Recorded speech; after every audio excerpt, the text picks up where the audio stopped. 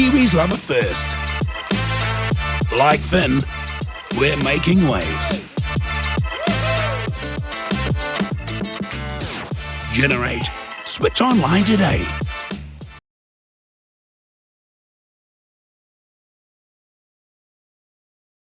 Nisbo, the voice of rugby, welcome to my podcast. Thank you, Dom. It's a real pleasure to be here, mate. Mate, it's been an enjoyable day. I picked you up at the airport with a homemade sign. Yeah, I know.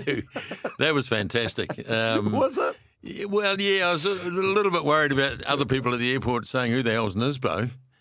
Yeah, and to be fair, my art skills, so I did the Nisb, and then instead of the O, I did what is supposed to be a rugby ball, but it looks like some sort of produce. Yeah, look, I thought it was pretty clever. And what's the word? Innovative. Innovative. Yeah, and some hashtags down the bottom. Yeah. 350, GOAT, and voice of rugby. Thought that counts. Yeah, so more live All Black games than anyone else on the planet. Yeah, I mean, it's crazy to think about it, but I guess it's a bit of a triumph for longevity. If you're around long enough and they like you long enough, eventually these things will come to you. And the other thing too, you've got to remember that while the All Blacks have only played 649 Test matches, and I've done over half of them, you've got to remember that in the I was going to say the olden days, but in former years, they only played 3 or 4 a year, if at all. I mean, I don't think they played during the war, for instance. So. And today they play up to 15 Test matches a year. And if you get to do maybe 10 or 11 of those, boy, they're going to add up in a hurry. Mm. And you log them in like notebooks? I've had an A5 textbook. I usually get about 4 or 5 seasons in each, and I think I've now got about 7 or 8 of these things. And it's really used as a reference. I'll go back and look at a Test match that might have happened 7 or 8 years ago and find that the referee who's doing the game on Saturday at Eden Park is the same bloke who did the same 2 teams at Twickenham back in 2018 or something. And it's just silly stuff, but it's good for me. It's good for it's my own little reference. A lot of people might go back to the Rugby Almanac, or they may go to the internet or whatever. I just have my own little quirky thing that I do after every Test match. And you've done that from Test number 1, or is it have. You really? Yes, I have. Why did you think to start it at Test number 1? I don't know.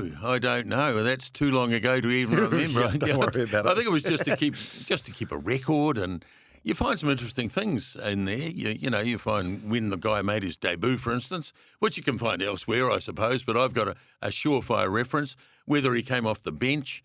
I always write the opposing team down too, which is interesting. If it's Italian or Argentinian, it doesn't mean a hell of a lot to me even sort of 10 years ago. But, yeah, it's just my own little quirky thing, I guess. Jeez, they've got to end up in Te Papa one day. Yeah. Don't they? Yeah. Wow. Yeah, well, I've actually been asked to, and I've managed to keep a couple of World Cup final sheets because when I do a game, I obviously write the 2 teams out and the referee, and then I hold it a little bits underneath each player. And I've been asked a couple of times whether I've still got those sheets. I've actually got, and I don't normally keep them, but I've got the 2011 World Cup final and the 2015 World Cup final. So, yeah, they're of some interest, I guess. Well, what about other memorabilia? Like, have any players given you socks, shorts, jerseys? No. No? You don't have like a pool room at home? Well, no. I'm lucky enough. When I did my 250th, I was, that's quite a good story, actually, because it was in Wellington, and on, I think, the Thursday, I got a call from one of the producers at Sky, and they said to me, we need you down at the Intercontinental in Wellington because we need to talk to the All Black captain, Richie Benaud. And I'm thinking to myself, that's a wee bit strange. Normally these things are jacked up prior, and you don't normally get a late call up to do an interview. Anyway, I put my glad rags on and shot down there, and we're all sitting down ready to roll. And I said, okay, I said to the cameraman, ready to go? And he looked a bit hesitant. Next thing, Richie, who's sitting across from me, produces an All Black jersey signed by all of the All Blacks, and he presented it to me. And I don't think the interview actually happened. It was just a ruse to get me there, and it was a lovely touch. Or what I was going to say, and that's now been framed. And my 300th, which I think also was in Wellington. I got asked by the All Blacks, I think Steve Hansen was the coach at the time, and he said, we'd like to make a presentation after the game in the All Black dressing room, and it's a place I've never been before. I had the opportunity in 1996 when they won a series in South Africa. The media was invited into the dressing room, and I actually declined on the basis that the All Black dressing room is for All Blacks, and I've never been an All Black. So when the request came in 2018 from Steve Hansen, I said to Justin Marshall, I said, mate, I'm not going to go in there unless you come with me. And he said, sure, I'll come with you. I said, well, you know the lay of the land, and, you've been an All Black. So that was a nice little thing. And what I was coming around to was the fact that jersey is also framed. So in terms of memorabilia, I've got those two framed on the wall at home. So I'm so pleased to hear that story about McCaw presenting you a jersey or something else, by the way. That's amazing. Yeah. And I heard about you, wanting to have these boundaries in place and this refusal to go into the dressing room because I'm so pleased to hear that you have been in there, even if it was escorted by the great Justin Marshall, because I wonder if you in years from now when you stop playing, if you'll regret missing out on some of these moments. No, I don't think so. I mean, I've always regarded All Blacks are on a bit of a pinnacle to me, and even though I've dealt with so many of them over the years, if you've earned the right to be an All Black, you've earned the right to be in the All Black dressing room, and I just see it as the inner sanctum. It's the holy of holies, and I wouldn't feel comfortable in there if it was just. At the end of '96, John Hart was good enough to invite everyone, so all the media piled in there. But I sort of stood on my dignity and said, "Well, I'm not going in there." I don't know. It sounds a bit stupid, I know, but I just didn't. But as I said, I insisted that Justin come with me in 2018 because he was a guy who belonged in there. Yeah, God, all these coaches over the years must be like, God, that Nisbo's a snob. Yeah. Well, what about in 2011? John Key was hanging out there with Max. Yeah. Come on, they haven't played for the All Blacks either. No. Is it just a personal? Well, I don't think we got the invite in 2011, to be honest. So had the invite come, I don't know really. I mean, because it was home. Sometimes when you're away from home and there's not many Kiwis around, like in '96, sure there were a few supporters and what have you, but it's a wee bit different when you're away from home. I remember back in '85 in Argentina, the only time I've been on an All Black bus was because Sir Brian Lahore, one of the great fellas of rugby, great rugby player, terrific coach, he said to the media, "Look, boys, there aren't many of you, and there aren't many of us. We're a long way from home, and we would like you to come on the team bus to training. Where you sit and all the rest of it is kind of up to you." So we accepted the invitation, and I was quite happy to, because Argentina back in '85 seemed to me like it was worlds away. So that was the only time I've been on an All Black bus. Wow, good experience. Yeah, nobody says much. I mean, that seems to be what All Black buses are like. I don't know whether anyone had earphones on in those days, but no one said much because rugby, and it still is, was a pretty important business, and you didn't talk small talk. If you were going to training, you were focused on training, and at the end of it, of course, you were probably a bit stuffed anyway, but. I don't remember who I sat next to, whether it was a player or whether it was just another member of the media or whatever. So 6 years ago when you made it to 300, did you think you'd still be here 6 years on? So you were 67 when you made 300 tests. Now it's 73, 350. Did you imagine back then you'd be? No, probably not. I mean, they're only numbers, aren't they? I guess. And it takes a long time to do 50 test matches because. As I said, you probably have to go 5 years, and so I'm probably thinking 67, 72, probably too old by then. So it probably didn't enter my thoughts, to be honest. And what about career goals from here? Well, I've got another year to go with Sky, and I'm looking forward to that. And then who knows after that? I mean, a bloke will be 74 on Boxing Day, so I'm not getting any younger. And... often these decisions that aren't made by you anyway. They're made by the people who employ you, quite clearly. But look, if you're enjoying something and when you get up in the morning, you want to do it, and you're able to do it, it's not a bad way to go. Shit, I'll tell you what, there'll be a backlash if they don't renew. I'll be starting up a change.org petition. Well, I mean, it's a partnership. Quite clearly, it's a partnership. And if I decide at the end of next year that I've probably had enough, it's the end of Sky's current contract, and of course now they're looking at renewing and looking at different competitions and all sorts of things. So who knows? It might be a nice sort of clean point. But that's 12 months down the track. So let's worry about it when we get there. Okay, I want to go back and talk about your career beginnings, and in particular what the media landscape looked like in like the late 60s, early 70s. But first of all, we may as well rip the Band-Aid off now. You, Grant Nisbett, are a recidivist when it comes to being nude in hotel lobbies. Oh, my God. Yes. Not once, but twice? But twice. Christchurch and Sydney. Yes, exactly. And I tell you what, I listened once to Henry Blofeld, the great English cricket commentator. I heard Henry speaking about it happening to him, and I thought, no, that cannot happen. You are handling, I'm not saying you're lying, but you are handling the truth carelessly.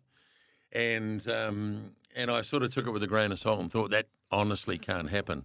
Adding a bit of text to a story. It damn well can happen. And it happened to me in Sydney the first time. Yes, correct. I was over there in my latter days with TVNZ.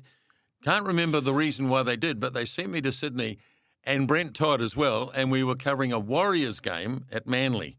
And we came back and Toddy said, we better have a couple of beers. And there was a bar straight over the road.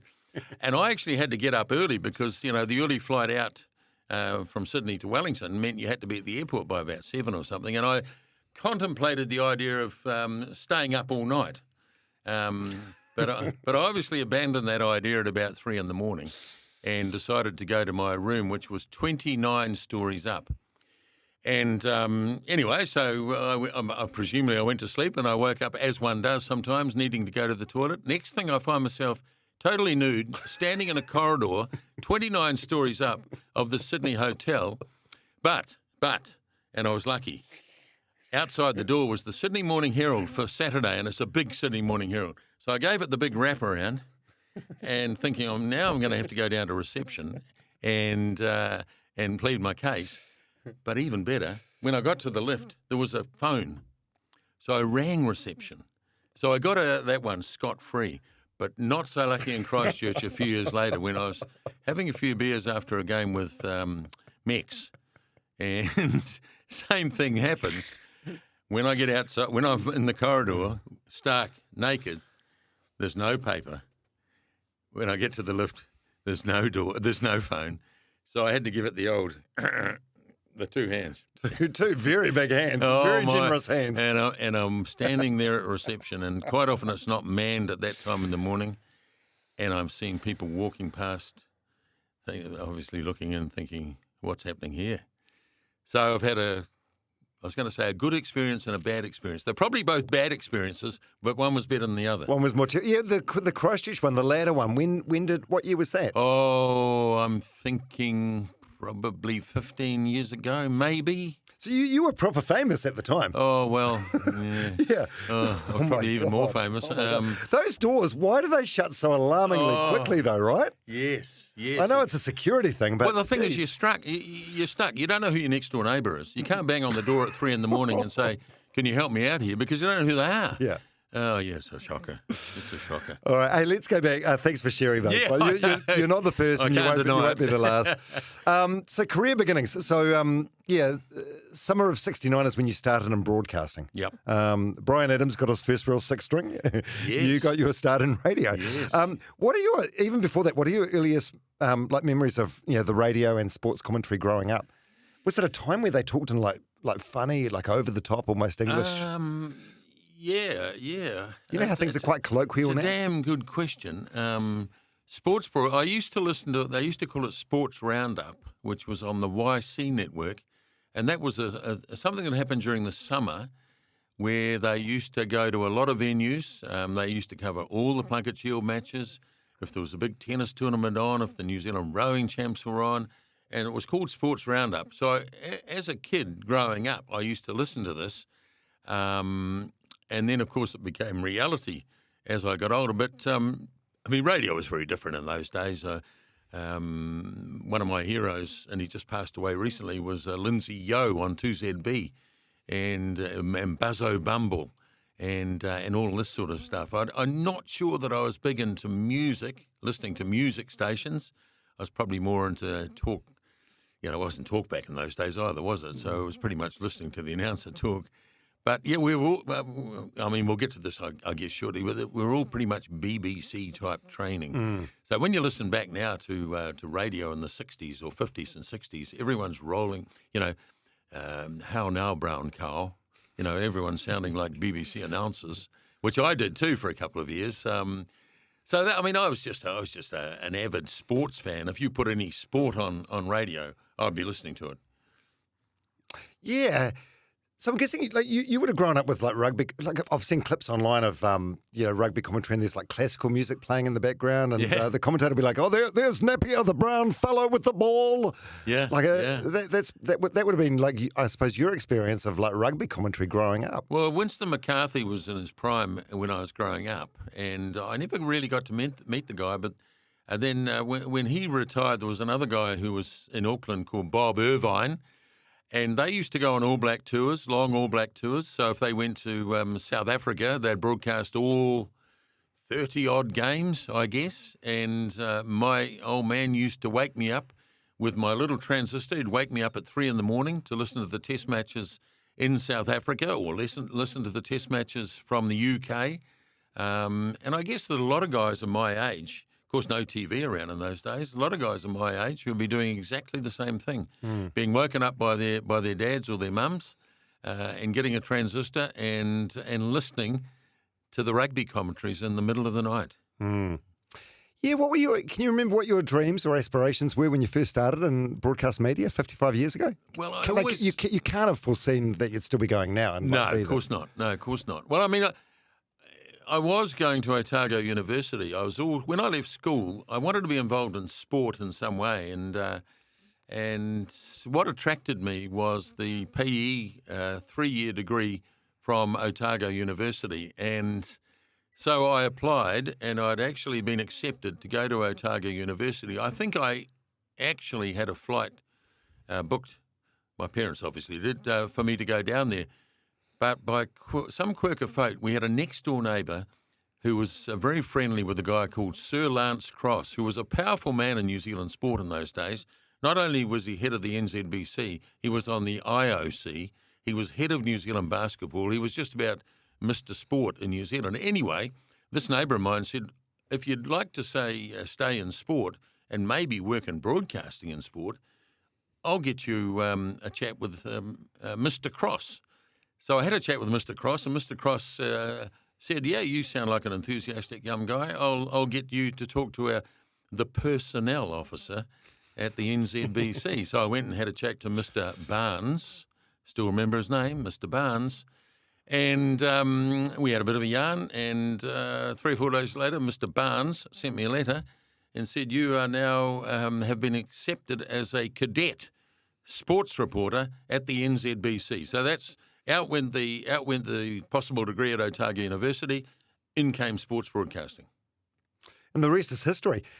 Before you became the voice of rugby, you did a bunch of other stuff, including the Olympics, 76 and 80 Olympics. Yes. 76 was in Montreal, and I went with a team of guys, and I spent just about the whole 2.5 weeks or 2 weeks or whatever it was doing boxing. And we only had 2 boxes, but I went to the boxing venue every day. And it was a golden time for USA boxing. They had the Spinks brothers, they had Sugar Ray Leonard, and others. So it was a great experience for me. So I went to one, but 1980 was a very different situation because that was the Olympic Games that we boycotted. Muldoon said, "No, we're not going to send an official team," because he sided with the Americans over Afghanistan. It was a political issue anyway, so we didn't send an official team, but And I was due to go with, let's say, a team of 5 or 6 other broadcasters. But a few renegades, I guess you could call them, said, well, we're not going to go as official New Zealand representatives, but we are going to go to the Olympic Games anyway. And so we, when I say we, New Zealand had about 6 other competitors there. So they decided for whatever reason that I was then going to be the only broadcaster to be sent from New Zealand. So they then had to approach the Russian embassy in Wellington to see if they could get me a visa to get into Moscow. And they refused. They said, no, you can't, because New Zealand is officially not going to be there, so therefore we're not going to grant you a visa. So Radio New Zealand said, said to me, well, look, what we'll do is we'll send you to London. We're sure we'll sort this out. It won't be a problem eventually. We'll send you to London, and you wait there, and when we get the visa and everything, you just head off to Moscow. And I'm thinking, and of course this is when the Iron Curtain was still up, and me and Moscow on my own, that didn't appeal much. So anyway, off I went to London, and 2 or 3 days there, and they came back and they said, no, they absolutely refused to give you a visa, but we've arranged with the BBC for you to cover the Olympic Games from London. Whew. I thought that's a great result. I've never been to London before, great city and all that, and so there I am, and got great cooperation out of the BBC, Bush House, which is the overseas service of the BBC, and had a great time. And if they wanted their reporters to interview a Kiwi in Moscow, I could say, you couldn't have a chat to Ian Ferguson, the canoeist, who was one of the blokes who went. That'd be nice. And so they'd send it to London. I'd on send it to New Zealand. So in the end, it was a great result, but it was quite bizarre when you think about it. Mm. Yeah, that's a really bizarre experience. And what was the media landscape like then? So 76, 80, was it just one TV channel or 2? TV1, TV2? Good question. Yeah, I think... That would have been pre-TV3, eh? Yeah, certainly, yeah. What happened, I think, in 75 was that the government of the day decided to produce 2 channels, and I think South Pacific TV came in, and so we had this bizarre situation in a country of how many million in those days, probably about 4, where we had two channels, both state-owned, campaigning against each other. In fact, we had 2 different sporting organisations. I wasn't really involved because I was still in radio, but it was kind of a bit crazy in those days. Yeah, and I love reflecting on this because it just points out just how long you've been doing this and just how much change you've seen in that time. Yeah. Like it's baffling, really. Yeah, it is. It is. Some things don't change a great deal. I mean, Sky TV came along, I think, in the 1990, which meant that TVNZ had an absolute monopoly on rugby coverage. So much so that, I mean, we expect to see every game these days, don't we? But back in those days, TVNZ only played 1 game in a weekend. And so, for instance, these days you've got the MPC running and there's, say, 7 or 8 games. TVNZ would only pick 1 game. And so when Sky came along and won the rugby rights in 1996, and probably one of the reasons they got the rugby rights was they said, we're going to change the landscape here. We're going to cover every single game, which was a huge undertaking. And it continues to be a huge undertaking. But, yeah, that's what happened in TVNZ days in my time, that we covered 1 game. Yeah, how do you feel about the current state of the media landscape? And yeah, do you have any predictions or thoughts about the future? What do you reckon? As the great cockroach, the great survivor. Look, I know it's tough out there, and we all know what's happened in the news areas and all the rest of it. And people now have to pay to watch their sport. You know, in the old TVNZ days, they had a so-called licence that some people paid and some people didn't. So you pretty much watched it for nothing. But things have changed, and now, of course, you have to subscribe. And I think there's probably going to be more of that. I'm not much into, you probably know more about it than I do, the streaming business. When people say, you can stream it, I'm thinking, what do I do now? Which button do I have to push? And I have to call them, my kids or something to tell me how to do it. But look, there's always going to have to be media. And there's always going to be coverage of sport. It's huge. How it's done is another thing. But yeah, I'm still feeling pretty happy about it, to be honest. Yeah, a lot of people become sort of fearful of change. Like when you've seen as much change as you have, does it become less fearful? You just crack on with it? Well, there's always something new, isn't it? I mean, Yeah. I remember starting at.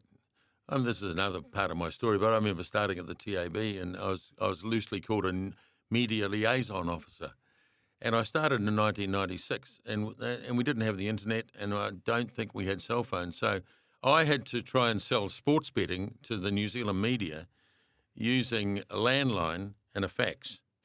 I mean, that doesn't seem that long ago, does it? So you can see how, and who knows, 20 odd years down the track, or even 10 years down the track, what sort of wonderful innovations will come in. I'm sure there's going to be stuff that we've never thought of. Yeah, it's funny that you bring that up because it must have been around. When did Jonah first start playing for the All Blacks? Mid-90s? 94, Yeah. I think. Yeah. Yes, I've had Rick Salizzo on the podcast, and he tells a similar story that he sort of created the role for himself in the All Blacks of media liaison officer. I remember Rick They didn't they didn't have one, and he sort of created it, and no one really knew what it meant. He didn't even really know what it meant. Yeah. But I think he told a story about a fax machine and a landline as well. Yeah. No cell phones. No, I mean, where would we be without cell phones? I mean, I know people overuse them, but, just communication. You suddenly want to have a thought, you want to ring somebody. What did we used to do? I don't know. Yeah, actually, we had this chat over lunch. You and I have got one thing in common. The only phone number we both remember is our own. Yes. And I used to remember landline number. I can still remember my landline number from when I lived at home as a kid. I can still remember that number. So could I, 67816. Yeah, 861 500. Completely useless now. Yeah, absolutely Meanwhile, useless. sometimes I can't remember the alarm code at home. I know. Yeah, and you're right. I mean, it's the only cell phone number. Because you don't actually need, as long as you don't lose your phone, you don't actually need to, because you just look up the person's name and go click, and they're there. So why worry about what their number is? Absolutely. You do worry about that muscle memory aspect, like you're just not using that brain power anymore. I know. I suppose you're using it for other things, though. Like you're memorising a lot of names and. Yep. I make sure I keep my mind active. I do the Sudokus every morning in the paper. In fact, I think it's the only reason I buy the paper these days, because there's nothing new in the paper you don't already know. But I think it's important to keep the old mind ticking over. God, you and my dad, you both love Sudoku puzzles. Actually, that's how this podcast happened. Dad plays lawn bowls with you. Yes, he does. By the way, does he go all right? He talks a big game. Yeah, no, he goes. Well, I'm just trying to think. He's got yellow bowls. And when I started, and probably when he started, you only had black and brown bowls. That was it. Now everyone's got these flash colours, and I'm pretty sure I'm right in saying your old man's got yellow bowls. Really? Yeah. That's controversial. It's very progressive of the old man. Yeah. So he approached you and said, "Oh, my son does a pod." How did this come about? Yeah, pretty much exactly as you say. He's very proud of you, by the way, and he said my boy Dom does podcasts, and he'd love to have a chat to you sometime. And I said, yeah, tell him to give me a bell. So there we are. Here we are. I'm just impressed that he's figured out how to listen or engage with the podcast. I think you're a couple of years younger than him, but you're doing a lot better. For example, Dad will be like, he'll message me, he'll be like, oh, hey, I'm going to send you an article. There's something in the Dominion Post or whatever the paper happens to be. And I'll be like, Dad, you could just take a photo of it with your phone and send it through, and I can have it in 30 seconds. How does he go on streaming? Oh, God, don't get him started like that. No clue, no chance. God, there's so much to get through. We haven't even started really scratching the surface of the rugby stuff yet. But you've commentated with Richie Benaud as well in cricket. Yeah. That was a real thrill, actually. And it came about, it was 1996. I was still in radio at the time. And the World Cup was in India and Pakistan, and radio said to, was it on radio or did it start on TV? Pretty sure it was radio. They said, we want you to cover the World Cup in India and Pakistan. So Smithy and me and Sir Richard Hadley headed off into the great unknown. I mean, I was never, ever likely doing rugby to ever go to India and Pakistan, so I thought this is going to be fantastic. And it was. And so the first game we got, I think it was Ahmedabad or somewhere like that, and New Zealand was playing England. And on the roster, including me and Smithy and Richard Hadley, were Richie Benaud, Keith Stackpole, Tony Gregg, and Ian Chappell. So I got to meet all these guys. Oh, just staggering. And I remember having a beer the night before. Richie wasn't there, and I said to Ian Chappell, who I'd only met 2 minutes earlier, I said, any tips about working with Richie? Because I just held him in absolute awe. He said, I'll give you a good tip. He said, if you're on air with Richie, don't ask him any questions because he won't answer them, because he considers if you are in the box, you don't need to be asking anyone questions. You are there for a reason. You're there because you know what your subject is. So, boy, was that good advice. Was that good advice? Because that might have been embarrassing if I'd said to Richie, can you remember Richie back and how would you, he probably would have just ignored me. So it was great advice. But you think that's a mark of respect, eh? Like, yeah. Picking someone's brains? Yeah. Oh, well, I mean, I was obviously nervous. I mean, the great Richie Benaud, not only was he a great cricketer, but a great broadcaster. Are you familiar with the term imposter syndrome? Yeah. You feel like you don't belong. Yeah. Like, what am I doing here? Yeah, I know. Well, I mean, all those guys I mentioned, I'm pretty sure all those guys I mentioned all play Test cricket. And who was this imposter? You're right. You're absolutely right. Yeah. Wow, what an experience. Yes, it was. It really was. Even better, we beat England by so much that day. We had a good team in '96. In fact, I could tell you a great story about that. We came to the quarterfinal in Madras, it was called in those days. I think it's Chennai now. And Smithy and I had just about done our dash. We'd been away for, well, it felt like a few months, but it might have only been 6 weeks. And we decided when we got to Chennai that we were playing Australia in a quarterfinal and we had no chance of beating them, no chance whatsoever. So we took a punt. We booked out of our hotel and we took our suitcases to the ground, because we felt that New Zealand had no chance. And there was a flight out of Chennai to Singapore at, let's say, 9 o'clock that night. And we'd be on it, but we would only be on it if we had our gear with us. We wouldn't have had time to go back to the hotel, book out, blah, blah, blah. So we took the punt and we took our bags to the ground. And you wouldn't want to know, New Zealand bats first. And Chris Harris batted out of his tree, Lee Jamon also. And we scored about 280, which in those days was a huge one-day score. It was a winning score 9 times out of 10. And so at half-time, change of innings, you had me and Smithy despondent because we looked like we were going to be stuck in India for a bit longer. And the Aussie guys all despondent because they thought their team was gone as well. And then Mark Waugh played one of the great innings and got Australia home. And they won the game and we were on our way. But I remember doing a panel discussion with Mark Waugh in Sydney about 3 or 4 years later, and just on the side, I said to him, I'd never met him before, but I cheekily said, "You don't know how good that innings was. You really don't." And he said, "What do you mean?" I said, well, and I told him the story, and he said, "Oh, happy to help, boys." Happy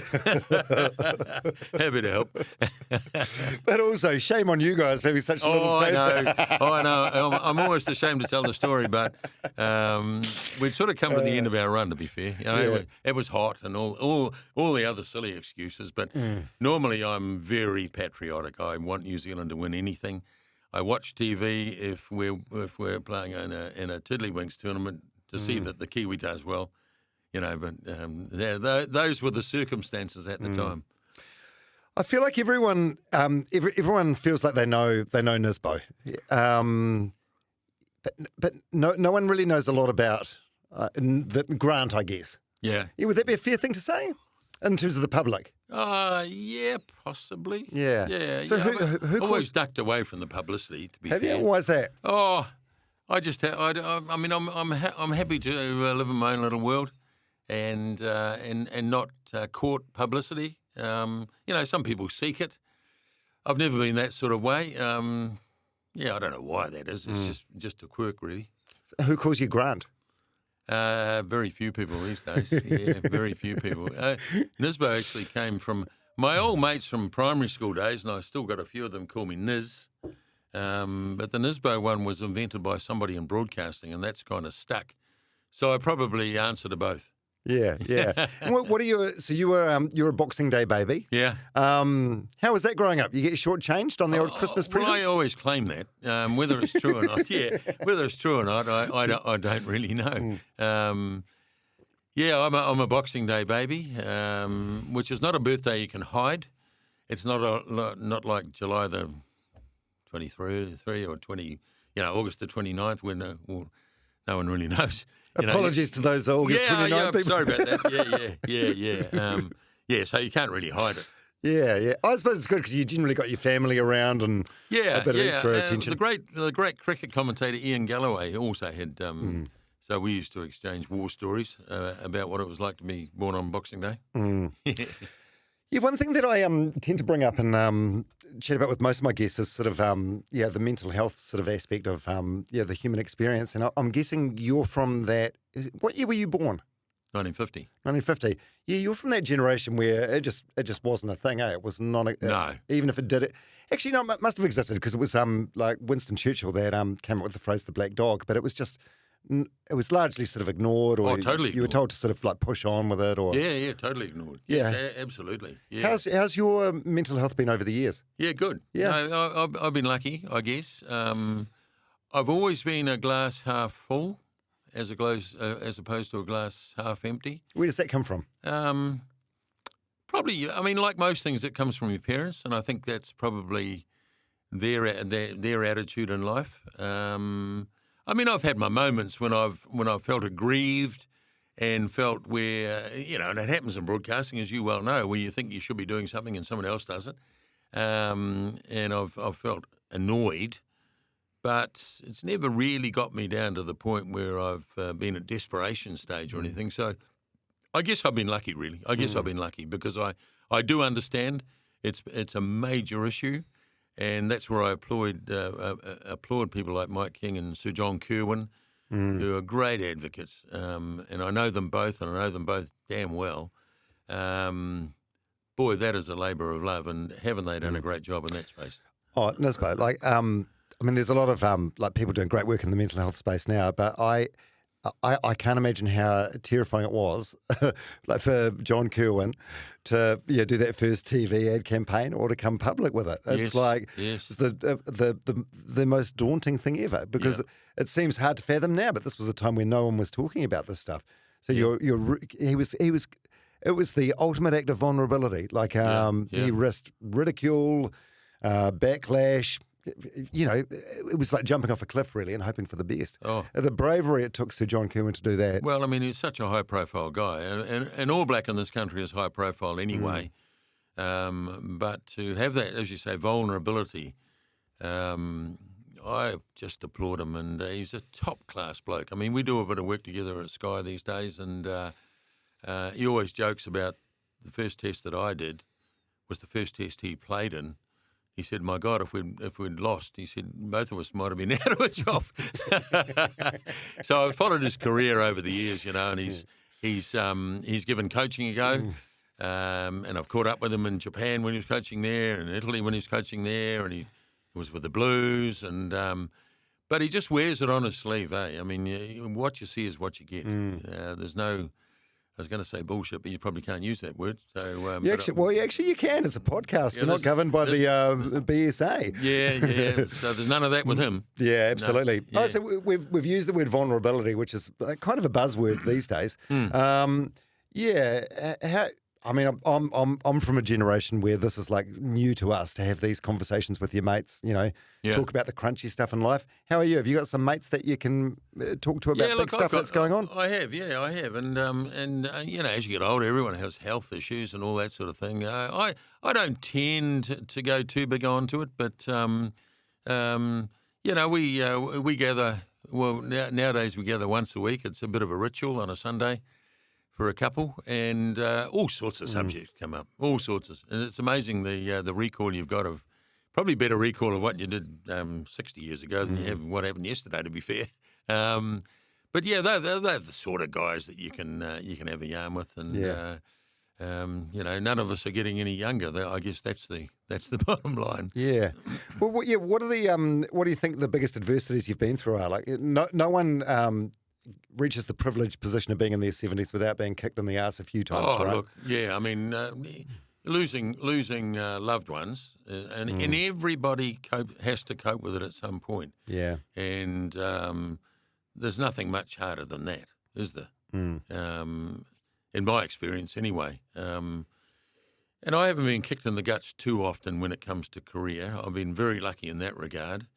But anyone in a public position who suffers a setback, and you see it in the media a lot these days with layoffs and what have you, it's not easy. It's not easy to cope when you're in the public eye, and I really feel for people when it happens. Yeah.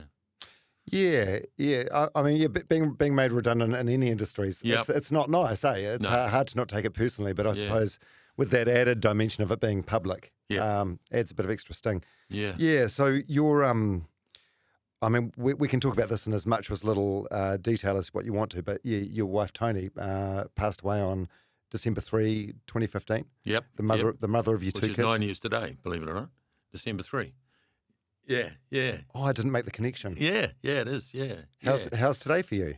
Yeah, no, I mean, time heals a lot, obviously, and I still think about her and feel for the girls and all the rest of it. But she did a remarkable job, quite often in my absence, because I was away on rugby tours a lot, in bringing the girls up. And if anyone asks you what your single biggest achievement is, it's not 350 test matches. It's actually successfully bringing up a couple of kids and hoping you get them through those years when times are tough, and then they're teenagers and they know everything. And then they're in their 20s and they're, that's my biggest. And Toni was very much part of that for sure. Yeah. Yeah, how long were you guys married? 34 years, and she came from a sporting family. Her brother Peter represented New Zealand at bowls, and so she was well aware of what sport can galvanise things. But often if you're playing it or commentating on it, you're not there a lot. So she kind of understood all that, which was, boy, I was lucky in that regard. Really lucky. Jeez, you're into the longevity thing, eh? Long relationships, long career. Yeah. How did you meet? Was she a broadcaster as well? Yeah, or? she was. She worked in Broadcasting House in Wellington. I met her that way. Yeah, exactly. Yeah, I mean, it wasn't my first marriage. First one didn't last too long, but. Oh shit! I didn't know that. Oh, didn't you know that? Didn't know that in my research. No. I suppose it was pre-internet. Oh hell yes. How long was the first one? Oh, 4 years, I think. Yeah, and that didn't work out. But these that's things the don't way. happen. Was that a big thing of sort of shame or disappointment at the time? Like marriages and breakups are no big deal now. Yeah, they're not a big deal. That's right, exactly. It was maybe a different generation, so. Yeah, maybe it didn't feel too good about it at the time. It's, gee, we're going back a bit now. Yeah. But I mean, I've been lucky. Toni passed away, 9 years ago, and I've been with Shona now for 7. You kind of got to move on. The memories are always going to be there, but you've got to move on. You have to move on. Yeah. Yeah, Yeah, thanks for sharing that. It's it's hard. Like knowing that you were coming in today, I did some research online. And there's a photo I found. Like I found this photo online. Oh yeah. You and Toni, and how old do you reckon you both are then? 40s maybe? Yeah, 30s? maybe. Yeah, maybe. Yeah, maybe. Yeah, and there's just so many photos on. I suppose this is the good thing about the internet. It becomes like a time capsule. When there's photos of you, it seems like you're in Fiji every other week. Oh yes, well, cocktails and Heinekens. That'd be wrong. That'd be wrong. Yeah. I wish. It's not a bad place to go, is it? Yeah. And what about Shona? Like, how did you meet her? Well, I met her at the TAB actually, and took a punt. Yeah, well, no, she was in Australia when all this unfolded, and we sort of kept in touch. I knew her just to say good day to. I mean, it's just one of those things that evolved actually over the years, and it's great actually. I think in your latter years, it's quite nice to have someone else there. I don't know how I would have got on had I just decided to go alone, as they say in cards. So it's nice to have someone around for sure. Yeah, because the last thing you want is to be lonely. Yeah. And I suppose, from the perspective of your daughters, I suppose they were quite happy for you to meet someone else as well. Obviously, Yeah, it's not an easy transition, and I can understand it from their point of view too. Because it's not their mum and can never be their mum and all the rest of it. But no, they've been fantastic. And as I said, I really think that my single greatest achievement in life, forget about the 350 test matches and 50-odd years in broadcasting, is actually successfully bringing up a couple of kids, or two girls, actually. And it's never easy. Parenting's never easy. But when it's when you think you've done the right thing and you see the end product, I think that's very satisfying. Yeah, because when their mum passed, so they were adults, albeit painfully young adults to lose their mum. Yeah, in their 20s. Yeah, but they're fly on the nest. They're off getting on with their own lives. And I suppose the last thing they want is the thought of like dad being sitting at home alone, miserable. Yeah, we have great communication. I mean, we talk. I was going to say most days, but certainly every 2 days, we communicate with each other, which is good. Some people don't. Some parents don't communicate with the kids a lot. We've always had this great communication. They don't live in the same city as me, but that's fine. As I say, without the cell phone, I'm not sure where we'd be these days. Yeah. Well, actually, maybe not great communication. The studio where we're recording this is my PodLab studio, and one of your daughters works like 100 metres up the road. Yeah. Probably like an 8-iron up the road. And you had to phone her to see if she was at work today. You could have done a bit more admin and spent a couple of hours with her. Are you just so busy that it's, you fly to Auckland, you fly out, you might catch up, you might not catch up sort of thing? Well, most of my days these days is taken up playing bowls. I've got to be honest with you. Which I find great relaxation. I try golf. I still enjoy golf, but I was never going to get any better, and it started to annoy me that I wasn't getting better. Whereas bowls, every now and again you'll get one close to the jack, and you'll think to yourself, I'm not sure how I did that, but boy, it was satisfying. It was really satisfying. Yeah. So I play a lot of bowls, and I enjoy the camaraderie. You learn a lot from people you play against. Sure, it's tough competition. You want to win. But you're going to have great rapport with your opponents too, and I really enjoy that part of bowls too. Yeah.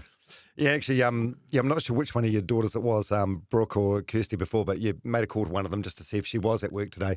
And I noticed at the end of the conversation you said, I love you too or whatever. Which, I don't know, it was a small thing that I overheard, but speaks a lot about the relationship that you've got. Well, that's right, exactly. I mean, we've always done that. We are pretty close. There's no question about that.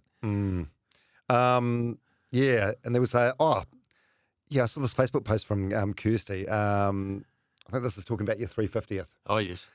Proud doesn't even touch the surface. Your hard work yet humble approach to everything you do is clear to everyone that knows you, and although you hate the attention, you deserve all the recognition. Yeah, they've always been good with words, those girls. And I can remember when they were sending birthday cards or cards to me when I was overseas. Brilliant. With words, absolutely exceptional. And it was actually nice at the 350th because Shona came up, my partner, and the girls were both there. It was a game. It was a game in the studio, but they were all there, and Sky did a nice little morning tea and all the rest of it. So it was brilliant to have them all there. And Brooke had a little speech written out on the phone, which she was very nervous about reading out, but she did a great job. I think she should have been a broadcaster. She's got a voice like mine, a bit like a foghorn. And she'd written. It's what every lady wants to hear. Yeah. I've told her before, and she said some nice words. So it was brilliant to have them all there. Yeah. I found another photo as well. This is just you and the two of them. Oh, yeah. Looks like a bloody great dynamic. Yeah, it is. Yeah, it is. Absolutely. Yeah, very proud of them. Very proud of them. They've done well. And they've got good blokes around them, which is important too. Hey, have you? And you're a granddad now. How many grandkids? 3. Have you got? 3. Yeah. How have you found you got a? I'm probably projecting here because this is my experience.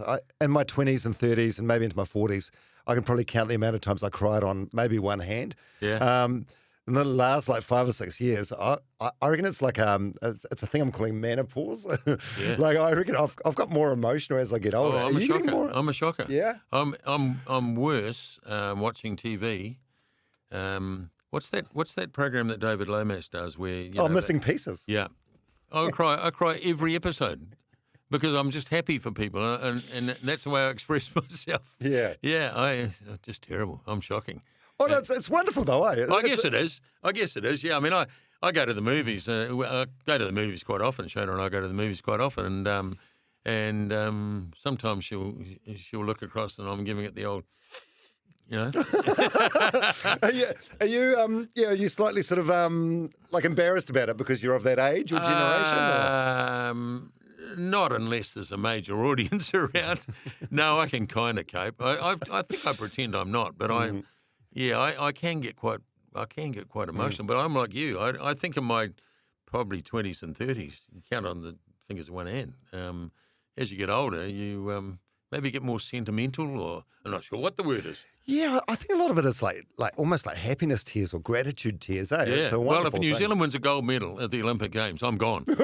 I'm gone. And the only way that I wouldn't is if I was broadcasting, because I can somehow, and I've called 2 World Cup finals, which if I'd been sitting at home where we've won, if I'd been sitting at home, I'd have been in tears. But because you're on the job, somehow I'm able to be slightly more dispassionate about the whole thing, which is crazy, I suppose. I mean, you don't want a blubbering fool doing the commentary, but I've often felt like it. But if I'm sitting at home and we win a gold medal or we win something, I'm hopeless. And if the flag goes up and the national anthem comes on, I'm just hopeless.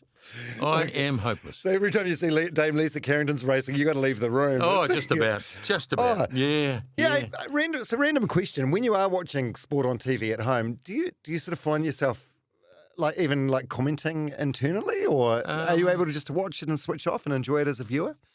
Yeah, depends on the sport, I suppose. No, I think I'm pretty good. I'm pretty good. I don't think I'm trying to add words.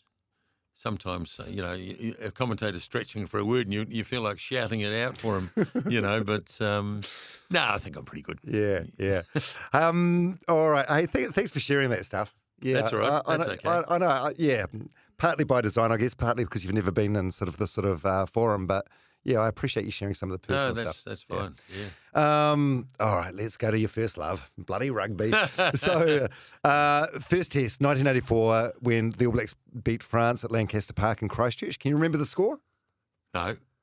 In fact, have I got my info wrong? No. In fact, I know very little about that game, and but I do remember the game after, or the games after that, where we went on a tour to Australia. So I don't remember much about the specifics. I guess you could look it up and all the rest of it, but the games I do remember are the ones that followed, funnily enough. And so it's so damn long ago now. It's 40 years ago. Yeah, it's crazy when you think back. I know, it's ridiculous, yeah. Yeah, this is a chat we had in the car on the ride from the airport. When you look at things happening in the future, like you hear about a stadium that's going to be built in 9 years from now, you think, oh, fuck, that's a lifetime away. But you look back. I always add 9 to my total and think, I'm going to be 82. God, am I going to get that far? Oh, do you? Yeah. Start counting the summers you got left. Oh, yeah. What has been by the way, the score in that game in 1984, 10-9. Another French game where we got them by 1 point. Yeah, and I think from memory there was a lot of drop kicks by them trying to win the game, something like that. Yeah. Has there been a favourite game to call, and why? There's been a few. Yeah, there's been a few. I think, and I've been asked this question a fair bit, and if you ask me if there are a few, I'd go about 5. But if I narrow it down to one, I think it was the World Cup final in 2015 where we were playing Australia, and one thing about playing Australia is you always get a good game of rugby because their attitude is always positive. Even if they had a very good Australian team at the time, they play with intent and they play because they want to score tries. Sometimes when you play other teams, it's opposite and you don't get a very good game. But so the 2015 World Cup final, the Wallabies deserved to be there for sure. We were on a bit of a run. We were going well. And all the drama surrounding that game, particularly us getting a yellow card, them coming back into the match, Sonny Bill Williams coming on at halftime when they substitute Conrad Smith out, and then the drama at the end when Bodie scored. It just had everything really. Plus, it was a win, of course. So I think if I had to isolate one particular game, it was 2015 World Cup final. You contrast that with 2011, which was also a monumental occasion. It wasn't a very good game. And it was more a sense of relief that we'd actually cracked it. And I don't know whether we were celebrating too much. We were just going, oh, my God, it's taken us since 87, and all that. Whereas in 215, it was a real celebration. It was a great game of footy. Yeah, 2011 was just relief, eh? Total. Just sheer relief. Nothing. Total. Actually, even the just hanging on for that 1 point win. It was The just, number of people I've spoken to who didn't watch the last 10 minutes, they went outside, they had a smoke, they buried their head in the sand, just hoping that we'd hang in there, and never actually, never actually saw the last 5 minutes. They couldn't stand the tension of it all. Yeah, and 2015. So, like, what do you and the commentators do afterwards? Like, do you intersect with? Obviously, you're not going into the dressing room because you. No. But do you? I mean, it was a very big game. It was Richie's last game, and apparently he got on the team bus with his playing kit still on because he knew as soon as he took the jersey off, that was it. That was it. Yeah, last time. Yeah. Did you meet up with the team at the hotel or anything? No, or? I don't think so. No, I mean, generally that's not the case. The media tend to stick together. Maybe not so much nowadays as they used to. When we went on tour, we were all in the same hotel. Sometimes the All Blacks were in a different hotel. From memory, the All Blacks in 215 were out at, they're a long way out of London, so I'm not sure what they would have done. But I think from memory we just went back and got changed and went and had a beer and what have you. Most of us had to fly out the next day, so you don't want to find yourself, as you get older, you don't want to find yourself 4 a.m. and thinking, oh, what's the point in going to bed now? So you don't want to get that. Or locking yourself out of a hotel room for the third time. Yeah, exactly. As you get older, you get wiser, and you learn how to celebrate responsibly. Yeah, good on you. Good on you. Geez, we talked before. You mentioned the name Brent Toddy, who you've worked with, and also we talked about Richie Benaud. And you may have even mentioned Smithy as well in the cricket. You've worked with Smithy in rugby as well. Yeah. Let's run through some of the names of some of the legends you've worked with and see what stories come to mind. Yeah, so Smithy, Ian Smith. Yeah, Smithy. Well, him and I share a secondary school in common. We both went to Rongotai College, and I commentated a lot of his games. In fact, a good story about Smithy, and he relates it as well. I lived in Wellington, and of course Smithy, I think at the time, lived in Napier, and he was the New Zealand wicketkeeper, and he was having a bit of a poor trot, and there was a guy who was in Wellington called Irvin McSweeney, and I might have said publicly at some point, maybe Irvin McSweeney deserves a shot in the New Zealand team at Smithy's expense because Smithy's not going blah. And I remember going to the Basin Reserve one day, and I'm walking in. It was about 2 p.m, must have been a day-nighter or something. And I got tapped on the shoulder by a lady, and she said, my name is, I can't think of a Christian name, but it amounted to the fact that she was Smithy's mother. And boy, did she give it to me. And Smithy and I have had a good laugh about that. Oh, that's good. Yeah. You don't mess with someone's mum, eh? No. Oh, that's great. I don't think I've ever met Ian Smith, but I've got some friends that did a radio show with him it wasn't called Radio Sport, but it was a sports station. Dean Lonergan and Nathan Narari. Yes. And Smithy would work usually remotely from home.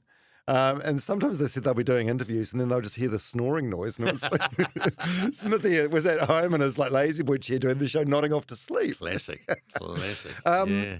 What about Murray Mexted? You worked with him for ages, eh? Oh, yes. Mex, what a delightful bloke. I mean, I admired Mex as a player.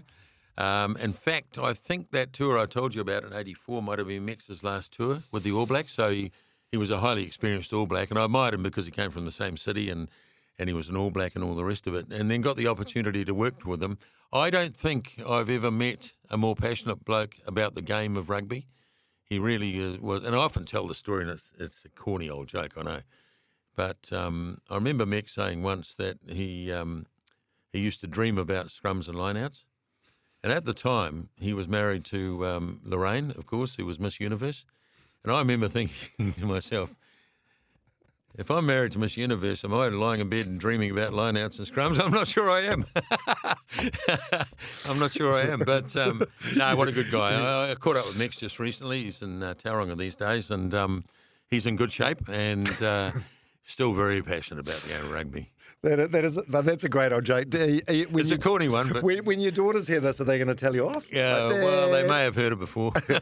Why was he so polarising? I'm just trying to think back. I suppose when you were working with him, it was kind of like pre-social media as we know it now. But there were like lists that used to go around of like gaffes that he made on commentaries and yeah.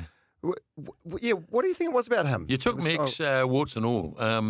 He wasn't a trained broadcaster, so sometimes the right words didn't necessarily come out. But the passion was always there.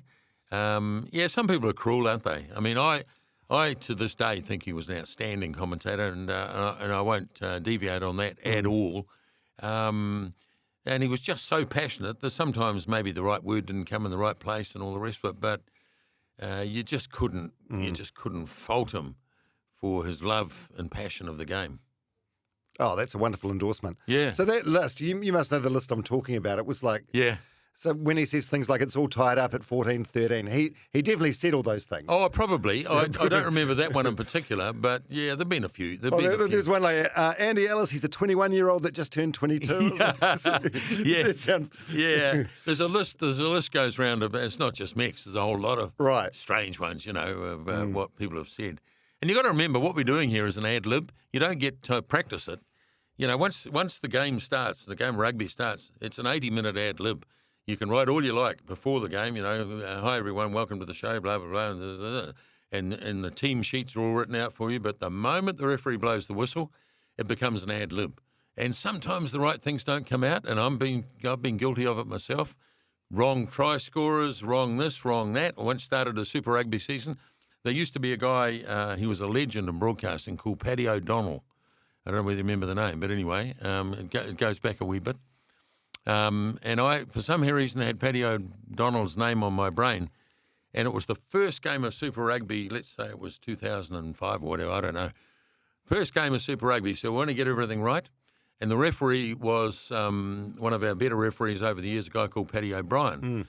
And so the moment he blew the whistle, I said, and referee Paddy O'Donnell blows the whistle and the Super Rugby season. And I suddenly thought, oh, my God, I've blown it in the very first sentence of the season. First sentence of the season, I've got the referee wrong.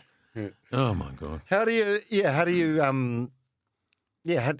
put that behind you and move on? Oh, you just have to? I've learned to ignore it, actually, because you make it worse by correcting yourself. Not always, but... If I'd gone back and said, "Oh, I'm sorry, the referee's not Paddy O'Donnell, it's Paddy," I'm just making a bigger issue of it. Highlighting it. Yeah, and a lot of people sitting at home, did he really say? No, probably not. Anyway, and the game carries on, and there's scrums and lineouts and tries, and they've forgotten about it by then. But if I'd overcorrected, I would have just made a total clown of myself. But I did a reasonably thorough search on you. Like I looked on TikTok, I looked on your Google videos. I looked everywhere. I typed in all sorts of things like Nisbo gaffes, Nisbo bloopers. I couldn't find anything. Oh, really? Yeah. Is there anything that springs to mind that you're prepared to... this is probably part of the reason you've been there for 350 tests. It's nothing ridiculous.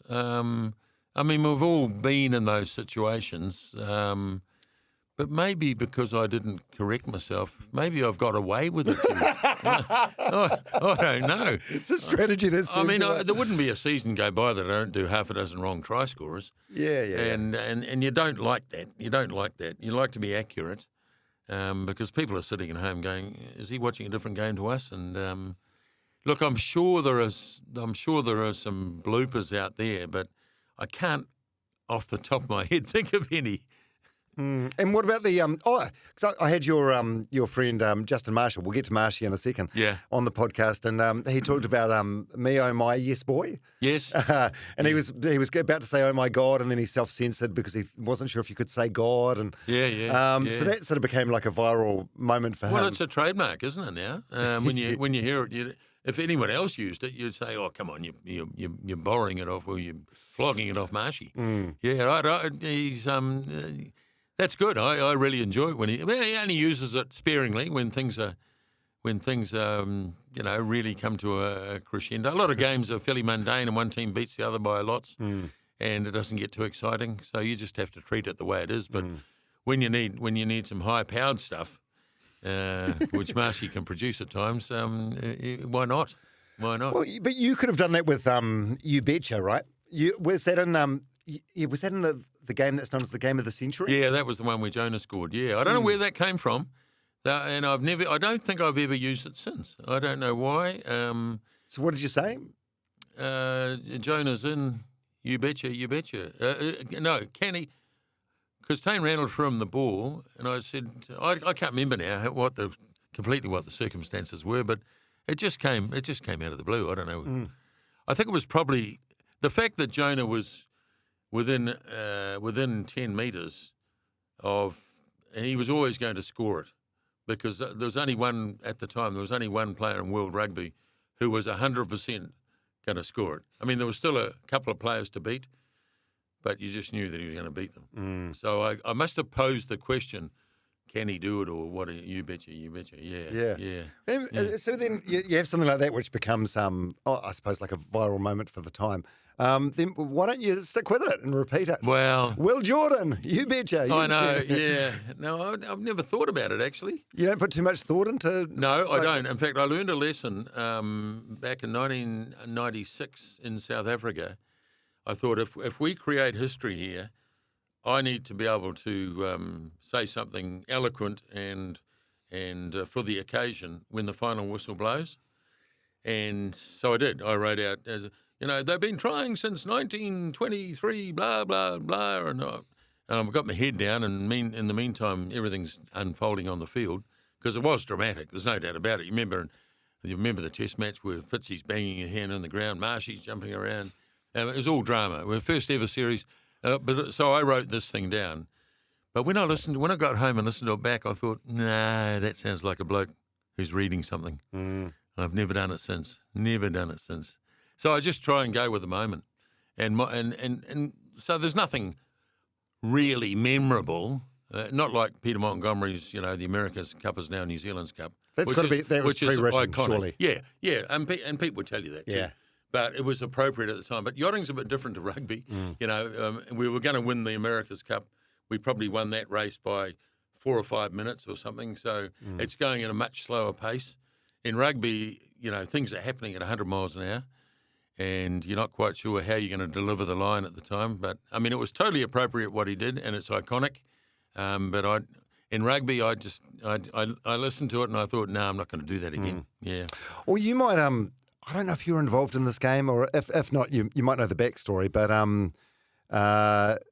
Andrew Mulligan was a guest on the podcast last week, and he told me that the famous Keith Quinn line, Lomu. Yeah. He said Keith dropped a bit of paper or something. He did. I wasn't commentating the game, but I was at the game, funnily enough, in Cape Town, and we were TVNZ. That's right, and we were kind of sharing things. And I'd done the game the previous day in Durban. So I was kind of a spectator, and this game was in Cape Town. And that's right, exactly. He had written something down. And like all legs and thrust. All power and pump and pomp. And he had lost a bit of paper, and he's grovelling around trying to find it as Jonah goes over about his fourth try of the game. And in the finish, he couldn't find it, and that's how it went. Very famous, very famous. Yeah, but in the end, it worked out for the best, right? It's iconic. Yes, it is. Yeah. Yes, it is. Yeah, but I guess... it was a kind of a mistake. Yeah, a blooper in the best possible way. Yeah. So did you know Jonah personally? Did your paths cross? No, I didn't. Nah. I couldn't honestly say I knew him personally. I knew him to interview, like a lot of All Blacks. I've interviewed most of them, but in terms of personally, no, not at all. Yeah. No, just to say g'day and how you going? Yeah, it's crazy, eh? I mean, there's so much mystique surrounding him. Basically, anyone that's got anything to do with rugby at all in any capacity, when they come on the podcast, I ask them if they've got a Jonah story just in case. Yeah. So most of them do. Like Josh Kronfeld, they were movie buddies together. Or you'll have someone that bought Jonah a car when they were young. Or Mills Miliona said the day before a Sevens final, Jonah took him to KFC, and Mills was a young player. He said, "Oh, we shouldn't go," and Jonah was like, "Oh, don't worry about it. I'll take care of Titch." And then they lost the game the next day. Yeah. Like, there's just all these, and I don't know if some of the stories are getting embellished with the passage of time, but it just creates. Oh, he was a superstar. There's no question about that. Yeah, but I couldn't honestly say that I knew him other than to say g'day to. Yeah. And what about back to Marshy, Justin Marshall? Why is he the most polarising rugby pundit perhaps ever?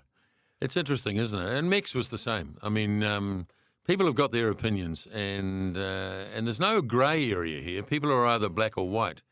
And Mex suffered the same problem. And as you mentioned earlier, probably not so much through social media because there wasn't as much. But poor old Marshy stepped in when social media.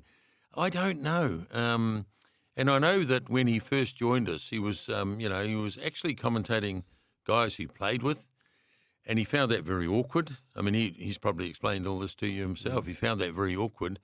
And I believe that the Crusaders weren't very happy because he often took the different tack because he wanted to feel as though he was neutral, and he didn't want to be seen to be an ex-Crusader in the broadcast.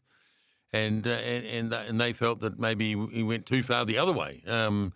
But look, I've got no problem at all with Marshy. I said to him when he joined us, I said, mate, you're a bit of an arrogant prick when you played for the All Blacks, and he agreed. And he said, "Did you say that?" I said that to him. Yeah, well, and he agreed with me. He said, "Yeah." And he said, "Maybe that's what made me what I was." But he's not that. He's not that sort of person. But that was the persona that he displayed. He didn't talk to Sky for a wee while, and it was after the. And I think you and I might have talked about this in the car on the way from the airport too, where he stood on Byron Kelleher's hand. Yeah. And I just happened to be the commentator at the time, and I condemned it widely. I said, that's just not on, blah blah blah blah blah. And Marshy obviously saw the tape and thought, well, I'm not going to talk to those pricks. And he admits it. He absolutely admits it. Yeah.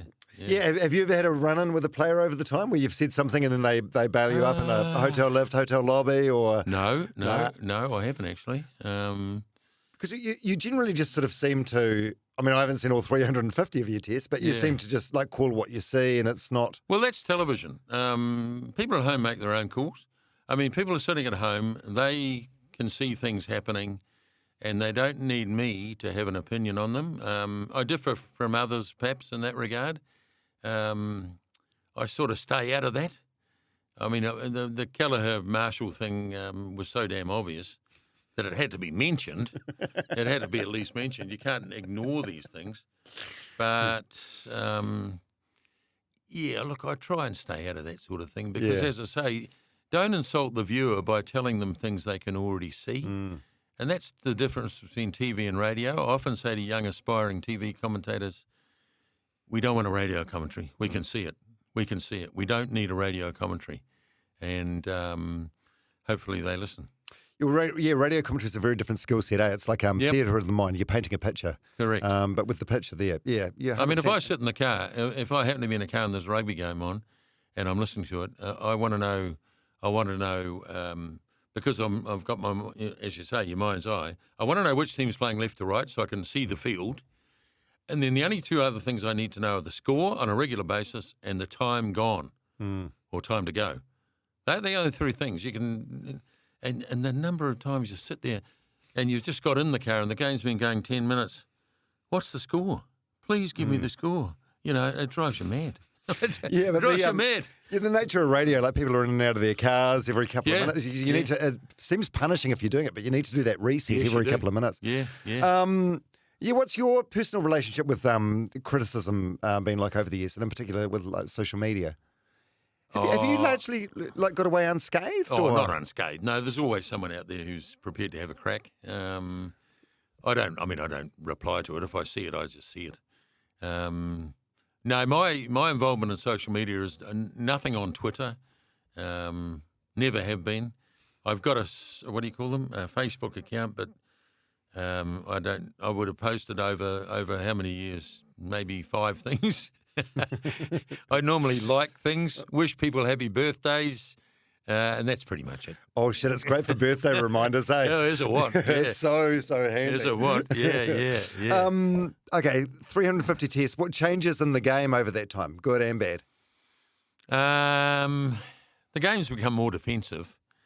I remember when Super Rugby first started, we were getting scores like 42-37, and the game has become... quite hard to penetrate now. If a team decides to be defensive, then it's pretty hard to break them down. But I'm still pretty positive about the game. Changes in the game, like when I first started, you were still having to jump in the line-outs. You could kick the ball out on the full pretty much anywhere on the field if you wanted to. I mean, there's been a lot of tinkering. But it still remains to me the ultimate team game. Everybody's got to be playing well. You can't get away with your halfback having a bad day. It's a bit like working in TV. If the commentator's having an off day, it drags the whole broadcast down. If the cameramen aren't going well, these are ultimate team games. There's a few things about rugby I don't like. I particularly don't like the rolling maul. I never have. I just think that it defies all the logic of rugby. Like the blokes in front of the ball carrier are all offside. Plus, you can't tackle the ball carrier. You can't get to him for a start off. So there's a few things in rugby that I don't like, but it still, to me, is the ultimate team game anyway. And for you, pre-game prep, what does that look like? For example, I think, like, say the All Blacks are playing, it's a World Cup and they're playing a team like, I don't know, like Georgia, for example. Yep. Yeah, with, like you look at the Georgian team list and it's like, I don't know, I get anxiety just looking at it. Funny you should say that, because before the 2015 World Cup, we were playing Georgia, and I knew that before I left home. And I also knew that down at the local barber shop in Kilburnie in Wellington, there was a Russian lady. And I said to her one day, I said, do you mind if I spend 10 minutes talking about some pronunciations? And she kindly agreed, and she set me right on all these Georgian names. You just cobble it together as best you can, really. Because it has got harder over the years, and particularly World Cups, where you're not always doing the All Blacks. You might be doing a game between Fiji and, say, Italy or something, so some of the names you're not familiar with, and you just talk to people. I've even been known more than once to ring embassies. The French embassy in Wellington have often had phone calls from me. How do you pronounce this? And wow. Because I think you've got to get it right. Because you've got to respect the people involved, and I don't always get it right, but I endeavour to. I think that's all anyone can ask. Because their parents are watching, their family's watching, and if you're mispronouncing their name all the time, it's just it's just not on. Really, So how do you do that? You write it out phonetically? Yeah, I do. I write it out phonetically. Exactly. So when you glance down, you can pretty much work it out straight away. If you'd left it in its raw form, you'd be no better off. Yeah. And so, that's precisely what I do. So do you do, like, over the years, has your pre-game prep got less and less and less as you get more comfortable, or no? Do you have the same sort of routine or structure? I still do it, if I can, the day before the game. So if there's tests on a Saturday, I do everything on the Friday, because the teams are announced usually late Thursday or early Friday, so you've got plenty of time to do that. So that leaves match day free to do other things and not, concentrate too much on the game. I sound like a player when I'm doing this, but so that's been my pattern. No, I spend probably the equal amount of time on as I did when I first started. Wow. Yeah. Well, you still must love it. You have to have a passion for it, eh? Yeah. Because, look, I tell you what, there are games where you sometimes think, "What am I doing here?" Yeah, and there are some dull games, right? And you can't. There's nothing you can do about it. And you can't make what's the old saying, a silk purse out of a sow's ear. You can't make rolling a shit in glitter. You can't make it better. And people at home are looking there thinking this is the worst game in the history of man. They don't need a commentator telling them it's a great game. And sadly, there are commentaries that I listen to sometimes from across the Tas on another sport, whether they're telling me this is one of the great games of all time, and I'm thinking, you are watching a different game to me, pal. You are absolutely because they're trying to be salesmen, and that's not our job. Our job is to be honest and reflect what's actually happening on the field, because the viewer is no fool. If you try and tell them it's a great game and it ain't a great game, they're going to say you are a drongo.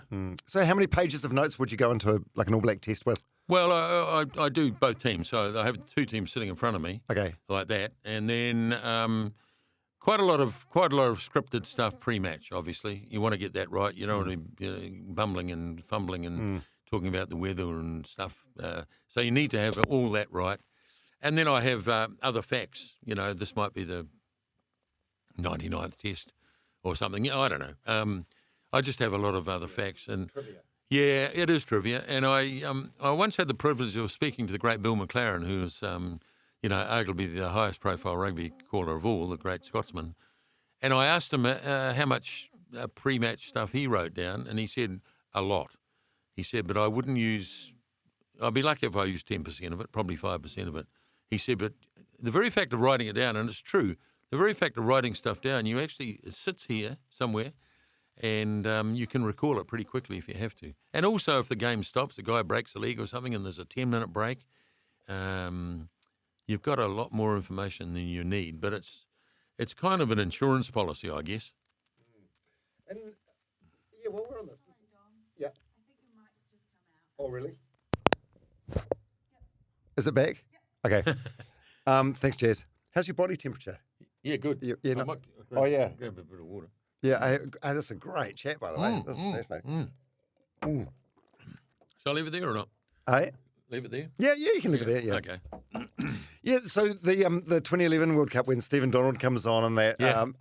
what was? Do you commentate on that, or the viewers can see it? Yeah, Okay. well, the viewers can see it, yeah.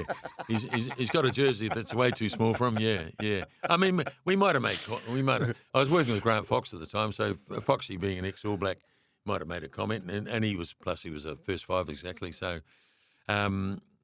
yeah, I mean, but you don't go on about it. It's I would have. That's the would you? difference. Yeah. It's like a bad decision, you know. If a referee makes a bad decision, you point out if it's a glaring thing, but you don't go on about it for the next 10 minutes because it doesn't serve any purpose and it drags the broadcast down. But yeah, that was iconic. I mean, it'll always be iconic. Yeah, so memorable. That whole game, the whole tournament. You know, there were photos on social media of Aaron Cruden at Westpac Stadium having a couple of beers, watching a Canadian game, and then the next thing you know, he's called up to the team, and Stephen Donald. All the drama white of Dan Carter going down injured, and we all thought, oh well, that's the end of us. Without Dan Carter, we're gone. But it just shows the depth that we could get through. You know, and Stephen Donald coming back from white baiting, which I can relate to because I do a bit of white batting myself. And, yeah. Oh, that's right. Yeah, and Izzy Dag and Corey Jane and maybe Zach Guilford as well. Weren't they on the sleeping pills and Red Bulls? Oh, yeah. Well, I mean, how did we win that tournament? Yeah, how did we win it? Oh, Richie with a broken foot. Yes, exactly. Played the whole tournament with a broken foot, and the fact that we beat France by, I don't know, 1 point was it? In the final we did, but in the round robin. I think we put 30 or 40 on them. And so when we came to the final, we thought, yeah, well, maybe this is going to be a bit easy. And we thought, hey, the French, you never know, do you? Yeah. You mentioned Grant Fox. You work with Grant Fox quite extensively? Yeah, absolutely. Yeah. What can you tell me about Foxy? Well, Foxy is a real student of the game and very serious about the game, which is fair enough. But again, it's a delight to work with. And of course, I've commentated most of these guys. I commentated a lot of the stuff that Foxy was involved in. And he actually came in when John Drake, his great mate John Drake, passed away. And I remember talking to Foxy, and it wasn't my job to appoint him, but when he was appointed, I had a yarn with him, and he said, you know, what do you need from me, and all this sort of thing. So. No, he was fantastic, and I've been really lucky with all those guys that I've dealt with, and it's quite funny because as players, you never really got to know them at all as All Blacks. I mean, I don't mix socially with All Blacks, or haven't really over the years, and so guys like Max and Justin Marshall and Foxy and these guys, they were just players who I might have interviewed a few times, but then you get to meet them as people, and it's great, it's fantastic. Did you ever meet Ryan as a young fella? No, I didn't. No, I never did. Jeez, good golfer. Is he? What? Yeah. God, these are great stories. Right, I said on Instagram you were coming in. I've got a bunch of questions from fans. By the way, you knew about this. You're not on Instagram, but one of your daughters took a screen cap of it. I don't know whether I'm on Instagram or not. I may be. I don't know what I'm on. Someone wants to know, I don't know if you've got an answer to this off the top of your head, but I'm sure you've been asked it a million times before. Your all-star, all-time All Black 15. Oh, boy. No, I've never been asked that. But I've been asked who my greatest rugby player is. And who would that be? Yeah, that's Christian Cullen. And I've always been pretty adamant about that. And people ask you and then they disagree with you. Well, I said, well, you asked me, so I'm telling you. That's my opinion. Yeah, exactly. You want my opinion. Because, I mean, I've been lucky enough being around the Michael Joneses and the Dan Carters and the Richie McCaws and you name it, some of the great rugby players of all time. But Cullen, to me, was just something slightly different. And I know you've been lucky enough to chat to him, and he's very modest. and he was quite hard to communicate with when he was an All Black. Much easier these days. But he could just light a game up from nothing. And if he was not making a break, he was there supporting someone who had. He was just unbelievable. And his introduction, I think he scored 3 or 4 tries on debut for the All Blacks. He was a generational player, I believe. Mm. Yeah, he actually told. I think it was 3 on debut and 4 the next week, or 4 on debut and 3 the next week. Yeah. And he tells a story. The flight from wherever the game was in game 1 to where it was in game 2. Laurie Mains was on the flight. I think he was commentating at the time. Oh, he might have been too. He might Christian said, "Hey, well," Laurie Mains said to Christian, "Hey, well done on your debut. Only gets harder from here." And then the next week, Christian went out and did it again, or scored 1 more. Oh, okay. Great yarn, eh? Yeah, great yarn. Someone wants to know, has your voice changed over the decades? Well, I think, as I said to you, we're all, in my early days, we're all kind of mentored, if you like, or tutored by ex-BBC announcers. Mm. And as a result, if you listen to some of my early commentary, I think you'll find that I do tend to round my vowels off terribly well, you know. Whereas I've now fallen back into, I guess, a kind of a typically Kiwi-type voice. So I think from that point of view, maybe. But other than that, I don't think so. I don't know. That's probably for other people to judge. Yeah, I see what you're saying. So the voice hasn't changed, but it's just the communication style. Like it's far more sort of colloquial or conversational. I think now. so. Yeah, I think so. Yes, exactly. How do you feel when you watch a replay of a game you've called? I very rarely watch them. In fact, I have the 2015 World Cup final sitting on my Sky at home. I don't know why it's sitting there, but it is. I've never watched it again. I guess I will one day. I'm not sure. It's your favourite game. I know.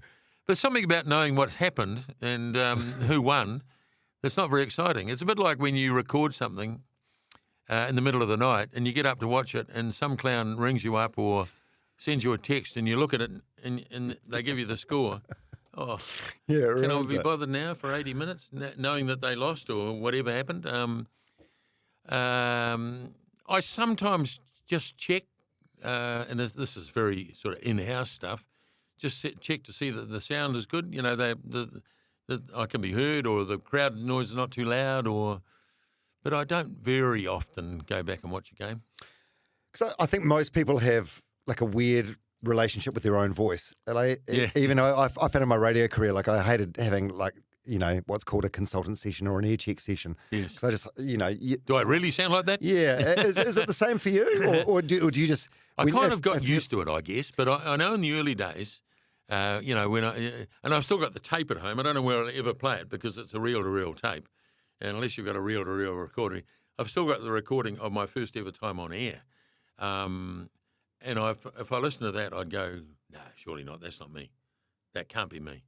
Oh, my God, Nisbo, we need to preserve that. We'll probably need some like alcohol on it, some isopropyl alcohol or something to lubricate it. Yeah, I know exactly what you mean. I remember going out once. We've got to get that converted to a digital file before it's too late. 100%. I remember going out once. We used to have a thing called a UA recorder. UA. I don't know how you spelled it, but anyway, we used to take it out on location to interview people. And I remember, and that was a reel-to-reel thing, a couple of little reels. I remember going out to do an interview with a boxer or somebody for a program I was doing on a Sunday, and so I got to the guy and I looked down at the recorder. I only had one reel, so there was no hope. But I was too polite. Guess the story of my life here.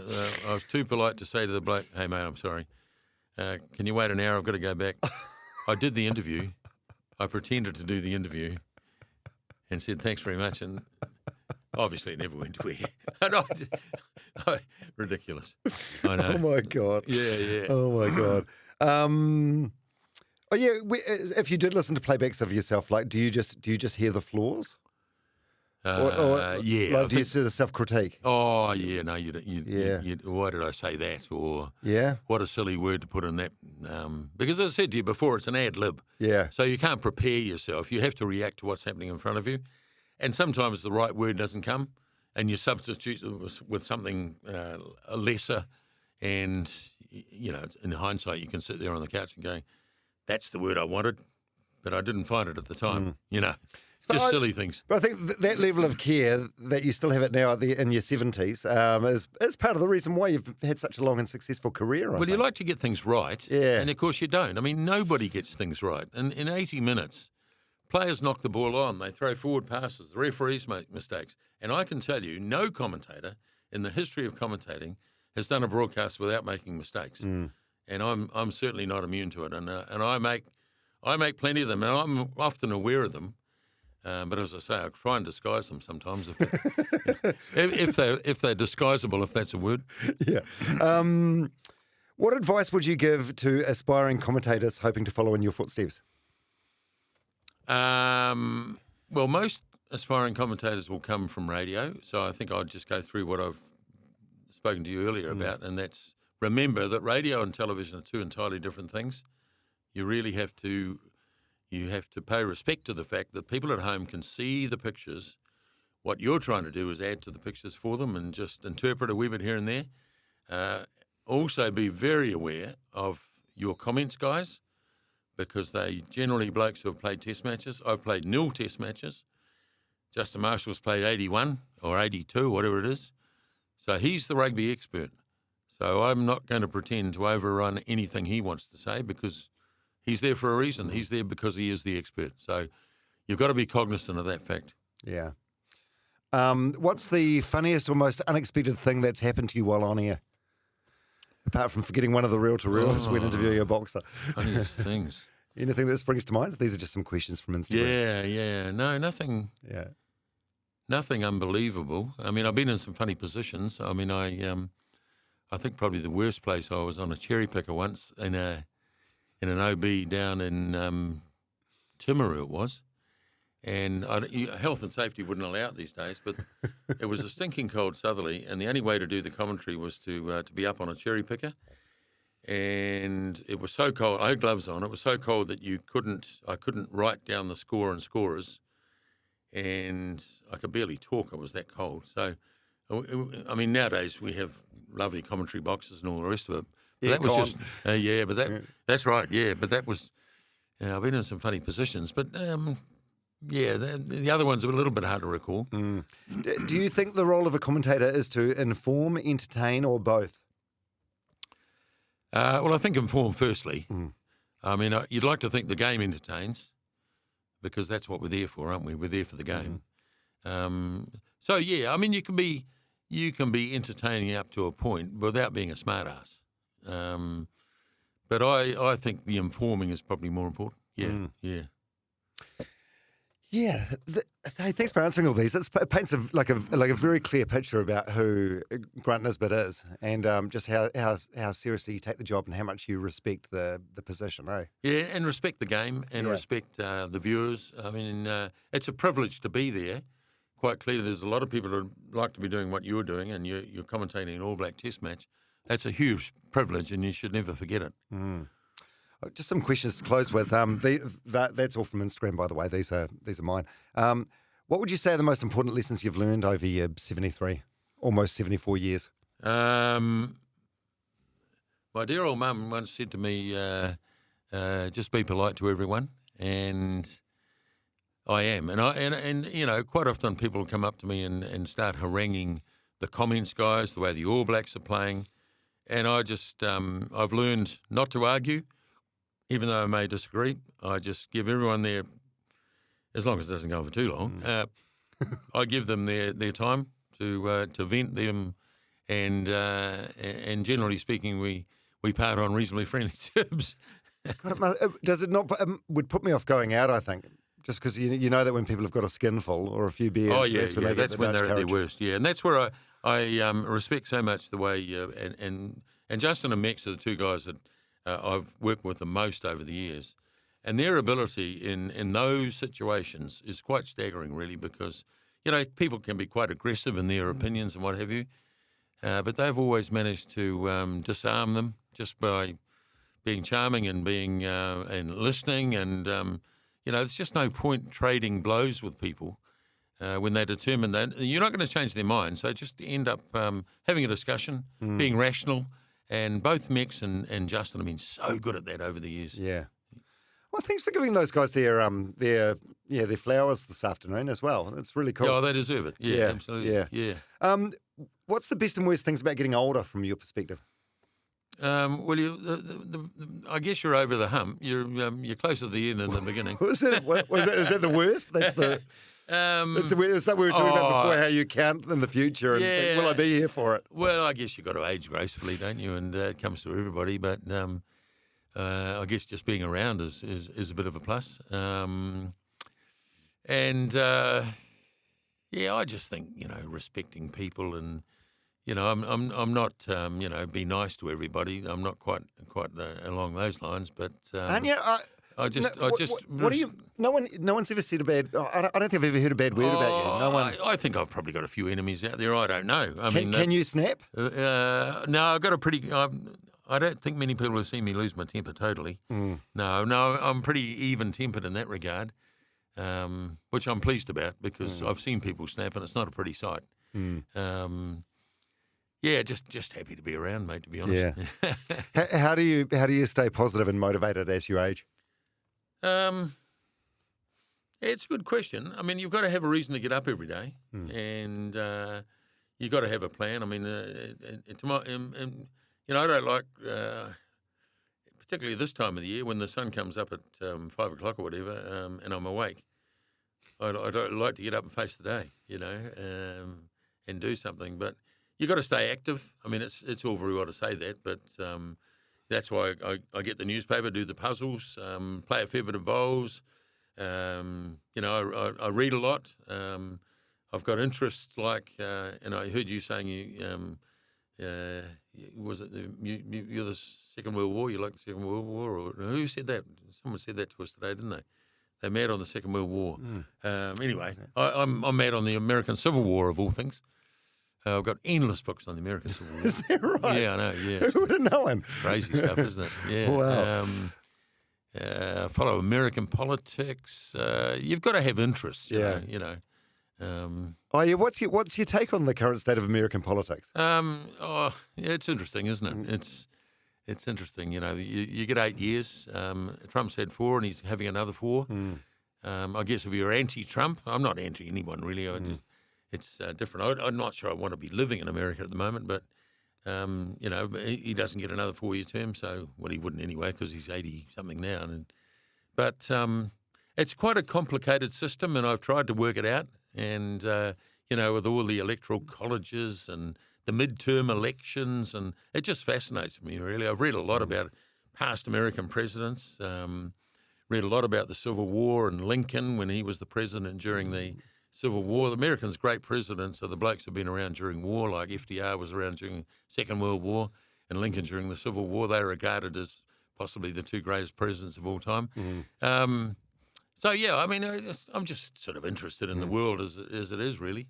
Actually, Trump came up when we went to lunch today because we both had cheeseburgers and I had a Coke Zero. You had did you have a raspberry and raspberry lemonade? Yeah. By the way, this isn't a euphemism. That's exactly what we had: a raspberry lemonade and a Coke Zero. And I made a comment that our diets are very similar to Trump's. Yeah, exactly. Well, he's done well, hasn't he?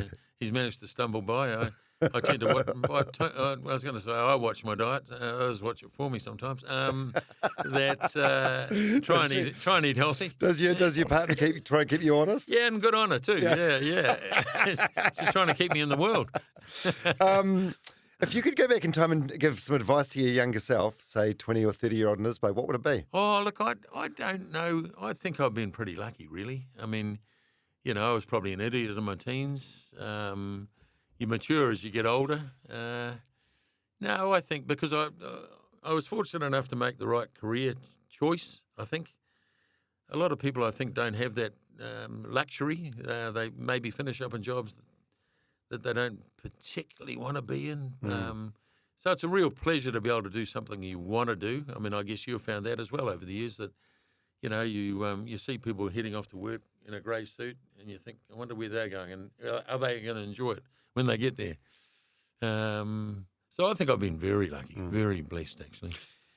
you spend so much of your life working, you want to find something you enjoy doing. Yeah, I'd urge that to anyone. Like if you're in a job now that you hate, try and find something else. Or figure out what it is that's going to bring you joy and do it. Yeah, Because yeah. then you won't want to retire. You just want to you want to be like Nisbo. Yeah. Oh, exactly. What are you most grateful for at this stage of your life? I guess the opportunity, really, the opportunities that have come through working in the job that I have, and the privilege, as I mentioned earlier, to be able to sit in the hot seat for so many All Black tests, because the All Blacks are the iconic brand in New Zealand. You can talk about, and I guess it's the thing that when you go overseas, people know who the All Blacks are. They may not know who the current Prime Minister is. In fact, they probably don't. But A lot of New Zealanders probably don't. Well, as that's right. Yeah, well, that's right. And you go overseas and you say All Blacks, and then they want you to do a haka, and it's the one thing that we are best known for. Sure, we've had Sir Edmund Hillary climbed Everest. That was fantastic. And we've had other, Rutherford split the atom, blah, blah, blah. But generally speaking, people overseas identify, if you say New Zealand or Kiwi, they're likely to say either All Black or haka. Do you have any regrets, or what are your regrets? No, honestly, no. And I don't think you can. You might have a regret for a moment, but you can't afford to dwell on them. You just got to move on. So I'd have to say no. You've got a good grasp on things, like a good attitude towards life, and yeah, I like to think that. We're only given one shot at this, so you've got to make the most of it. Some people are given more opportunity than others, but I really revel in stories where people have, come from nowhere and have just had a determination and I guess a talent, and they've used it. And that's what I like. That's what I really like, yeah. Yeah. I mean, it's so sad to see people that have got a talent. And you often see it in the sports arena, people that have got a talent. And I saw it when I was playing rugby and cricket and what have you at secondary school. When I think back to some of the stars that I played with, guys who were much better than me, who just dropped out and could have been so much better, They lacked motivation or some other circumstance might have come along. But I love it when I see somebody who's got a talent and is prepared to use it, and that's what I like. There's that saying, hard work beats talent when talent doesn't work hard, and it's so true. Yep, I agree with that, yeah. What about legacy, Nisbo? Well, I guess that's what other people judge your legacy, don't they? I thought you'd say that. None of your business. No, not at all, no. We're not like politicians who want to build a bridge and have it named after them and all that sort of nonsense. A statue outside a stadium would be nice. Oh, my God, that'd be the worst thing, wouldn't it? Well, from my point of view, it would be. Look, you kind of leave the legacy to somebody else, I think, yeah.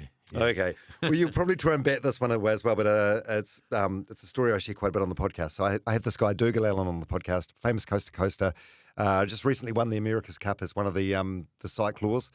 And he was doing a 48-hour adventure race, and Richie McCaw was one of his teammates. And Dougal tells a story that overnight during one of the low patches, Richie played a game with all his teammates where they all had to come up with 3 words that they'd like people to use to describe them at their funeral. 3 words at their funeral. And one of Richie's first words was integrity. And Dougal Allen remembers thinking at the time, that is exactly one word I'd use for the guy that he got to know on that adventure. Yeah, what a great word that is. That's one word that covers a multitude of sins, doesn't it? Mm. Yeah. Integrity is one. Yeah, respect would be another. You've got to have respect of everybody, really. Mm. In television, if you're working and the crew doesn't respect you, I don't think you get the best results. They think he's just a dickhead who's hogging the limelight. Those sorts of words are nice. But that's, as I said to you before, that's for other people to judge, They very hard to describe yourself as anything. You're a hard guy to podcast, hard guy to get much out of. What you were saying about not being a dickhead. Another podcast guest, Di Henwood, the comedian? Yeah. Yeah, we had a chat, and he said the same thing. It was advice from his dad. His dad was like, as long as you're reasonably good at whatever job you're doing, if you're nice to people, like you will always get chosen ahead of someone that's really good at the job, Yes. but is awful to work with. Yeah. Yeah. Yeah, we don't want to work with difficult people. No. No.